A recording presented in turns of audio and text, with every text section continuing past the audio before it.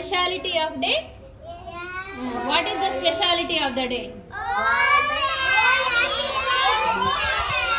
There you are correct. World Happiness Day.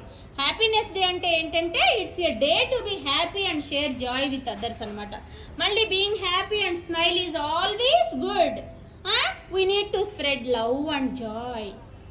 It's when do you feel happy? If you spend your time with your family members, cousins and friends, it makes you so happy. And helping others also make you happy. You need to help others daily. And laughing and playing also being happy. మీకు బాగా ఆడుతా నవ్వుకుంటా ఆడుకుంటారు కదా, అది కూడా ఆడుకోవటం కూడా చాలా హ్యాపీగా ఉంటుంది అనమాట. మనము ఎప్పుడు స్మైల్తో ఉండాలి, హ్యాపీగా ఉండాలి, చాలా ఫ్రెండ్లీగా ఉండాలి అందరితోటి. సరేనా?